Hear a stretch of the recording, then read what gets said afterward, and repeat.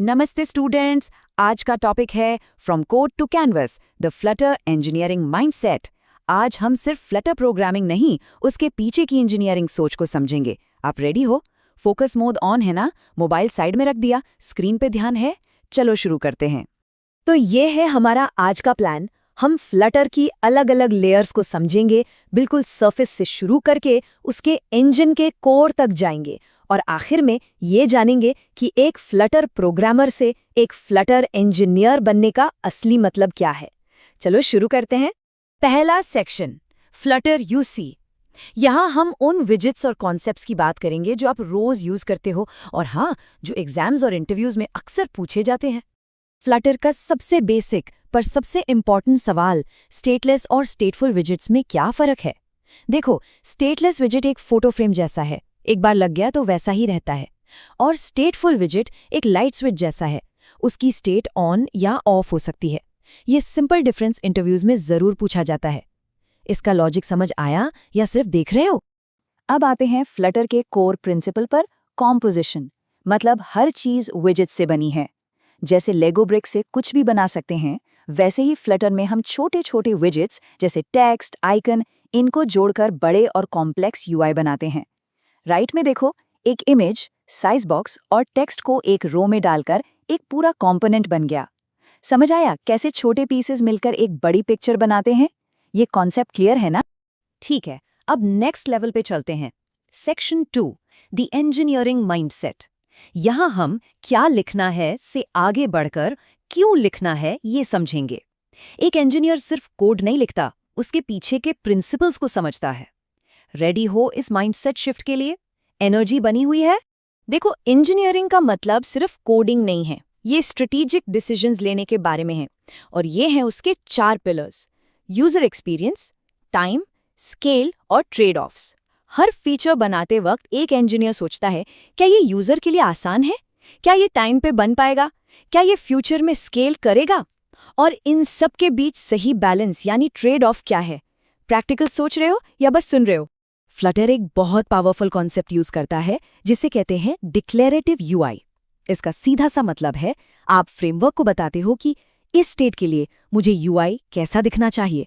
आप उसे step by step नहीं बताते कि यूआई कैसे बनाना है, फ्रेमवर्क ये काम खुद कर लेता है। इस व्हाट वर्सेस हाउ का पर्पस समझ आया? ये है फ्लटर लेआउट का गोल्डन रूल। इसे हमेशा के लिए याद कर लो। Constraints go down, sizes go up, parent sets position. Simple भाषा में, पेरेंट चाइल्ड को बताता है कि तुम्हारे पास कितनी जगह है, चाइल्ड उस जगह में अपना साइज बताता है और आखिर में पेरेंट ही डिसाइड करता है कि चाइल्ड को स्क्रीन पे कहाँ रखना है। इसको नोट किया? ये बहुत इंपॉर्टेंट है।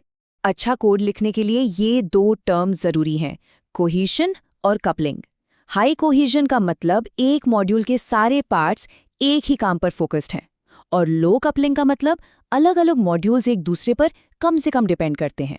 हमेशा हाई कोहीशन और लो कपलिंग वाला कोड लिखना चाहिए, इससे कोड आसानी से मेंटेन होता है। लॉजिक समझ आया?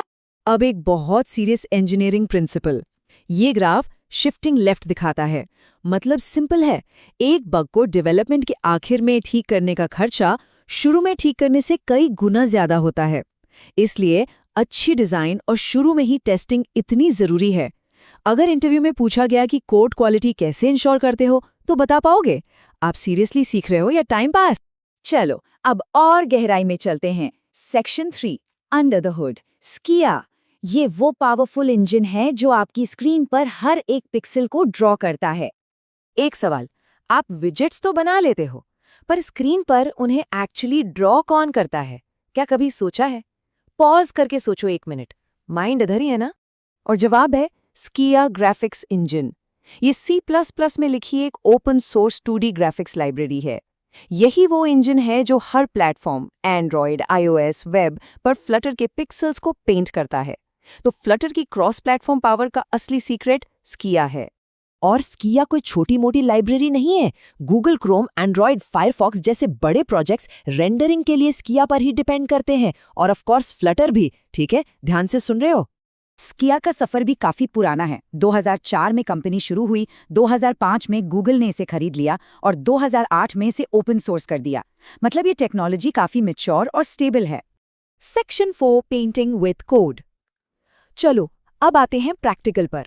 अब हम देखेंगे कि डेवलपर्स स्किया की इस रेंडरिंग पावर को कस्टम पेंटर और शेडर से डायरेक्टली कैसे कंट्रोल कर सकते हैं। कस्टम पेंटर यूज करने के ये 4 बेसिक स्टेप्स हैं।